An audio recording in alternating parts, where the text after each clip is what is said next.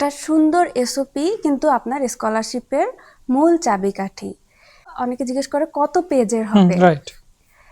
Scholarship বা ইউনিভার্সিটির জন্য কি প্রতিটি এসওপি আলাদা হবে? আমাদের সম্পূর্ণ ভিডিওটার মধ্যে আরও বিশেষ কিছু টিপস থাকবে।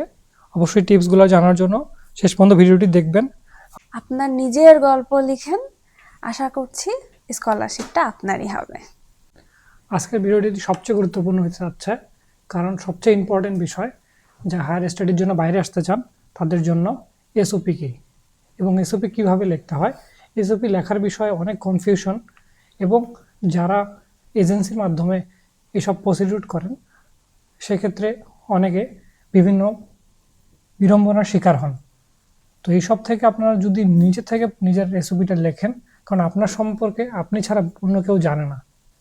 তো এই বিষয়ে আমরা আজকে কথা বলবো। অবশ্যই ভিডিওটা সম্পূর্ণ দেখলে আপনার এ টু জেড এসওপি লেখার বিষয়টি ক্লিয়ার হয়ে যাবে। তো আমাদের কাছে অনেক প্রশ্ন আসে এসওপি নিয়ে, এসওপি রিভিউ করার বিষয়, সেখান থেকে আমরা প্রশ্নগুলো তুলে ধরতেছি। এসওপি বা মোটিভেশন লেটারটি বিষয়টি কি, এটাকে কিভাবে লিখতে হবে, কত পেজের হবে? শুরু করি আমরা। আচ্ছা, প্রথমত এসওপি বা স্টেটমেন্ট অফ পারপাস, এটাকে অনেকে মোটিভেশন লেটারও বলা হয়। তো এই জিনিসটা আসলে কি? আপনি যখন হায়ার স্টাডিজের জন্য বিদেশে স্কলারশিপ নিয়ে যেতে চান, তখন আপনাকে এই এসওপি জিনিসটা খুবই গুরুত্বপূর্ণ ব্যাপার। কারণ একটা সুন্দর এসওপি কিন্তু আপনার স্কলারশিপের মূল চাবিকাঠি। এজন্য বিভিন্ন ইউনিভার্সিটি বা বিভিন্ন স্কলারশিপ আপনার কাছে ইমেল পাঠায় অথবা কোনো পোর্টালে আপনাকে এসওপি সাবমিট করতে বলে। আর এসওপি যেটা, এটা হলো অনেকে জিজ্ঞেস করে কত পেজের হবে। রাইট। এসওপি সব থেকে ভালো হয় যদি এক পেজেই কভার করতে পারেন, 1.5 পেজ ম্যাক্সিমাম। কারণ আপনি যদি অনেক বড় রচনা করেন, তাহলে এত বড় রচনা কিন্তু পড়ার আসলে সময় নেই। তো এই হলো প্রথমত এসওপি নিয়ে কথা। আমাদের সম্পূর্ণ ভিডিওটার মধ্যে আরও বিশেষ কিছু টিপস থাকবে। অবশ্যই টিপসগুলো জানার জন্য শেষ পর্যন্ত ভিডিওটি দেখবেন। আমরা নেক্সট প্রশ্নে যাচ্ছি, সেটা হচ্ছে স্কলারশিপ বা ইউনিভার্সিটির জন্য কি প্রতিটি এসওপি আলাদা হবে? হ্যাঁ, এটা নিয়ে অনেক প্রশ্ন আসে। প্রথম কথা, হ্যাঁ, আলাদা হবে।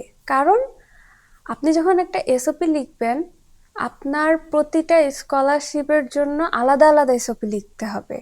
আপনি যদি একটা কমন এসওপি দিয়ে দেন, তাহলে কিন্তু ওরা বুঝবে না। আর এখন আমি আরো বলবো যে আপনি আসলে কিভাবে এসওপিটা লিখবেন। তো এক্ষেত্রে শুরুতেই আপনি শুরু করবেন যে আপনি কোন স্কলারশিপে আবেদন করতে চাচ্ছেন, কোন প্রোগ্রামের জন্য, এটা শুরুতে হাইলাইট করা কিন্তু খুবই জরুরি।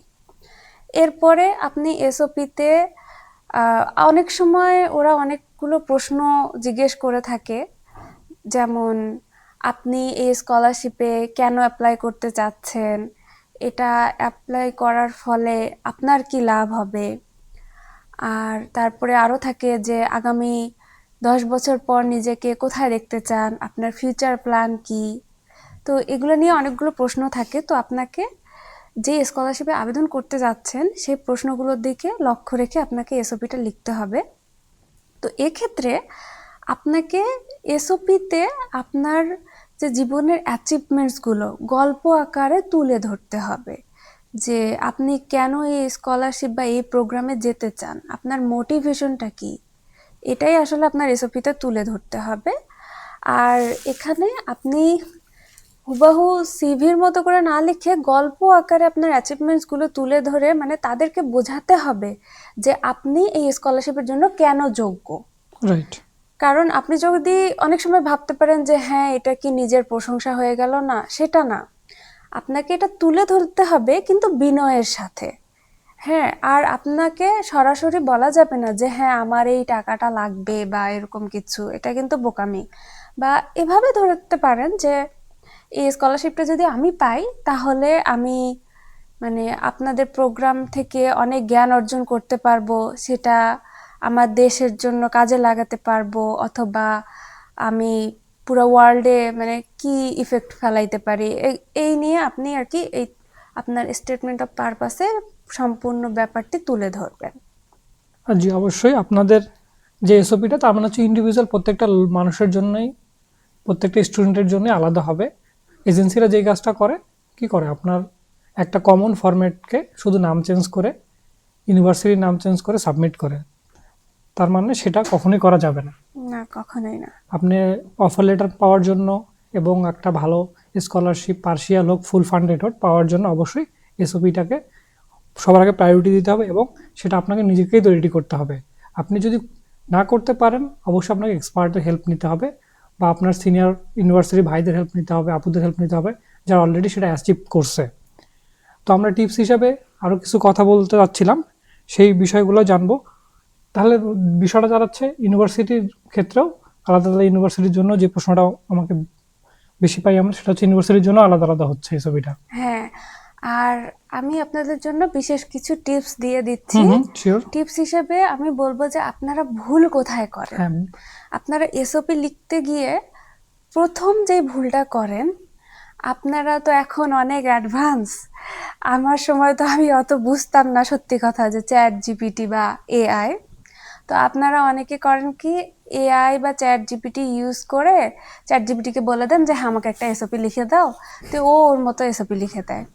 এর ফলে কি হয়, চ্যাট জিপিটি যে ভাষাগুলো বা ল্যাঙ্গুয়েজগুলো ব্যবহার করে, এগুলো কিন্তু আপনি যেখানে স্কলারশিপে আবেদন করবেন তারা দেখলেই বুঝতে পারে যে এটা এআই বা চ্যাট জিপিটি ইউজ করে লিখেছেন। আবার তাদের কাছে এআই ডিটেক্টর টুলও কিন্তু Right. থাকে। তো এক্ষেত্রে প্রথমতই কিন্তু আপনার যে এসওপিটা সেটা রিজেক্ট হয়ে যেতে পারে। ঠিক আছে, আপনি কিছু ক্ষেত্রে হেল্প নিতে পারেন, কিন্তু আপনার এসওপিটা আপনার নিজের ভাষায় লিখতে হবে। হ্যাঁ, এক্ষেত্রে সম্পূর্ণ চ্যাট জিপিটির উপর ভরসা করলে হবে না, কারণ যদি ওরা এআই ডিটেক্ট করে আপনি আগেই বাতিল হয়ে যাবেন।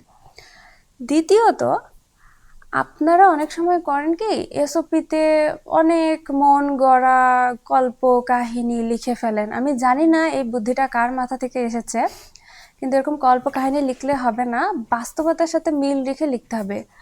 আপনি এই সাবজেক্টে যে আবেদন করেছেন বা এই স্কলারশিপে আবেদন করেছেন, কেন করেছেন, আপনার মোটিভেশনটা কোথা থেকে আসলো?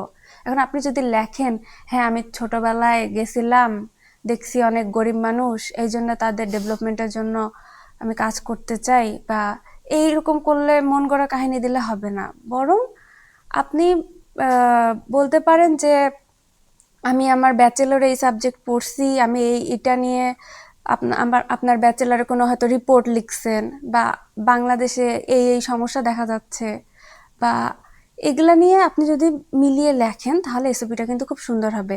সব থেকে ভালো হয় আপনি যেই স্কলারশিপে বা যেই ইউনিভার্সিটিতে অ্যাপ্লাই করতেছেন ওই দেশে বর্তমানের প্রেক্ষাপট কেমন একটু গবেষণা করে লিখতে হবে, বা ওই ইউনিভার্সিটিতে কি সাবজেক্ট নিয়ে বেশি রিসার্চ করা হয়। তো এগুলো যদি মেনে চলেন তাহলে আশা করা যায় আপনার এসওপিটা অনেক সুন্দর হবে।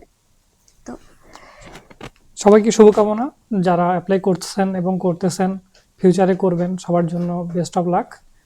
তো সঠিক ওয়েতে হাঁটবেন, সঠিক ওয়ে ধরেই চলবেন। টেকনোলজি অবশ্যই হেল্পফুল, সেটাও হেল্প নেবেন, কিন্তু নিজের ক্রিয়েটিভিটিটা রাখবেন, তাহলে ইনশাল্লাহ সফল হবেন। হ্যাঁ, কারণ এসওপিতে ওরা মূলত দেখে যে আপনার রাইটিং স্কিলটা কেমন, আপনি কি লিখতে পারেন কি না। কারণ আমরা জানি বেশিরভাগ স্কলারশিপগুলো মাস্টার্স প্রোগ্রামে দেওয়া হয়, এবং আপনি যদি সুন্দর এসওপি লিখতে পারেন তার মানে আপনি কিন্তু সুন্দরভাবে থিসিসও লিখতে পারবেন, যেটা আপনার মানে একাডেমিক কাজে দিবে। এই জন্য একটা সুন্দর করে এসওপি লিখে ফেলেন, আপনার নিজের গল্প লিখেন, আশা করছি স্কলারশিপটা আপনারই হবে।